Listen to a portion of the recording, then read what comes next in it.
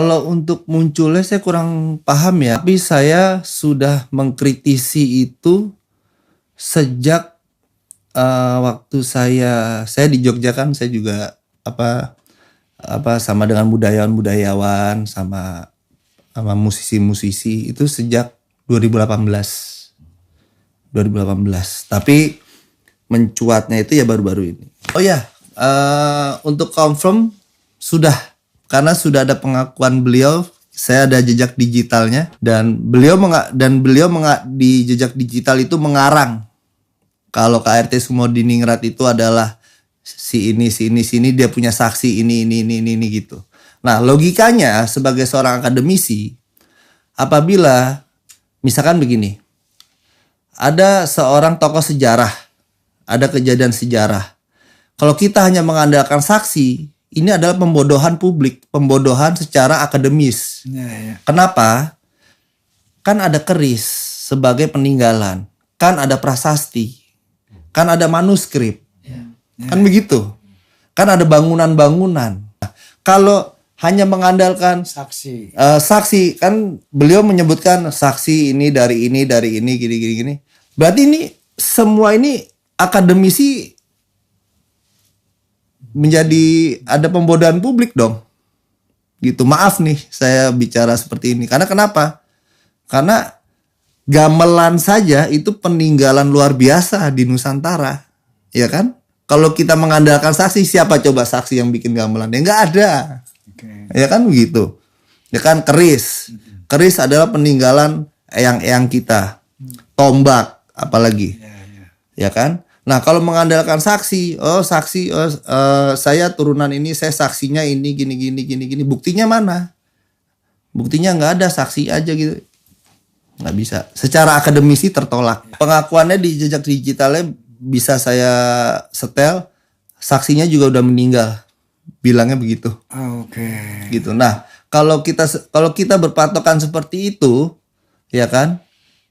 Ya maaf, dunia akademisi dan bidang sejarah, kalau saya sekolah dulu namanya PSPB ya kan, ada namanya arca, candi, semua itu tidak berlaku dong. Iya kan, karena itu kan bukti peninggalan sejarah, kan begitu. Artefak ya kan, seperti itu. Saya sangat mengetahui dengan jelas karena alhamdulillah Allah SWT mengizinkan saya bersama rakyat mendukung saya turun ke Banyumas, ke Purwokerto. Di situ ada namanya Mbah Malik bin Mbah Ilyas bin Mbah Ali Dipowongso bin Mbah Diponingrat bin Diponegoro. Ya, Saya ada jejak digital saya sudah turun langsung dan alhamdulillah dari rakyat Banyumas juga sudah turun. Khususnya saya berterima kasih juga kepada ada channel KBN, Agus KBN juga, beliau yang mencopot tulisan itu jadi saya juga bingung ya, yang Pangeran Diponegoro jadi diperebutkan. Jadi ada yang jadi Ba'abut, ada yang jadi Bin Yahya, Idrus gitu loh. Ya kan? Saya datang ke TKP dan saya ada buktinya, itu sudah dibukukan, sudah disebar oleh Mbak Alwi. Iya. Dibukukan oleh Mbak Alwi. Iya. Wah, Diponegoro ini adalah Mbak Alwi. Sultan Hamengkubuwono kedua itu atau Sultan Hamengkubuwono ketiga, saya ada ini. Itu dalam kurung Said Hussein. Dan itu tulisannya banyak gitu. Dan itu disebar. Dan itu mungkin majelis mungkin majelis pengajian atau apa seperti itu ya. Nah, saya ke sana dan saya ketemu dengan teman-teman di sana, dan teman-teman di sana juga mewawancarai ahli keluarga dari Mbah Malik, ya kan? Dan mereka memang bukan Bin Yahya. Begitu. Itu aja. Saya tetap dengan pendirian saya kalau ini adalah penjajahan. Ini penjajahan tanpa senjata. Gitu. Jadi naudzubillah min dzalik ya Pak Haji ya, naudzubillah min dzalik ya. Saya jadi apa ya? Saya jadi miris. Ya kan? Seharusnya yang kita yang kita banggakan, yang berbaju agama ya, yang berhujah tentang agama, tetapi kok malah memutarbalikkan fakta, ya kan begitu Pak Haji, gitu loh. Bahkan saya sendiri pun, saya ini terpaksa mengaku kalau saya ini adalah keturunan. Tadinya saya nggak mau ngomong gitu loh, gitu. Tapi karena terpaksa, ya wes lah, tak bukalah identitas asliku gitu loh, maksudnya gitu loh Pak Haji. Karena kenapa? Keadaannya sudah genting. Nah, pemalsuannya bukan hanya di fisik, di cybercrime. Ya, di cybercrime. Mungkin bisa dicek di YouTube di arah 9 ya. Nanti bisa dilihat di arah 9. Jadi begini Pak Haji. Makamnya ini nggak diapa-apain. Tapi Google Map-nya sudah berubah. Oke. Gitu. Terus abis itu di Facebook.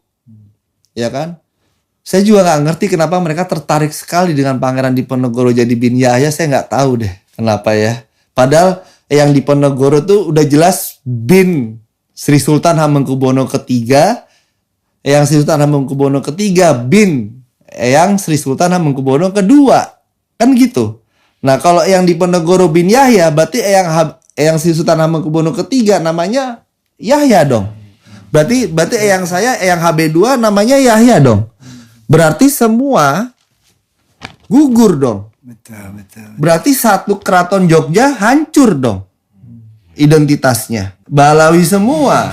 Ya kan? Nanti nama saya jadi Dibyo Alaidrus ya kan? Gitu. Nah, baru-baru ini juga alhamdulillah saya juga berterima kasih sama teman-teman dari Jogja.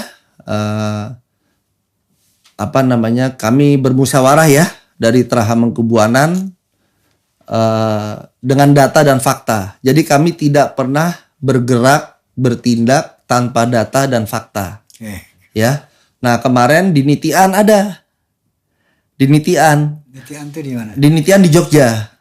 Jadi itu makam kompleks makam itu sebelum perjanjian Giyanti. Berarti juru kuncinya ada 2, Jogja dan Solo.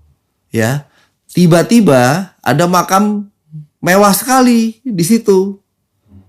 Ya, jadi kalau mungkin Dr. Yasser Arafat dari dosen UIN itu beliau ahli nisan, beliau tahu ya kalau ini nisan tahun ini gitu ya. Nah ini nisannya nisan baru. Nah gelarnya itu luar biasa. Itu gelarnya adalah gelar raja kami. Sultan Besar Panotogomo ini semua segala macam itulah. Ya kan? Itu yang berhak yang memakai gelar itu hanya Ngarso Dalem Sri Sultan Hamengkubuwono di Jogja.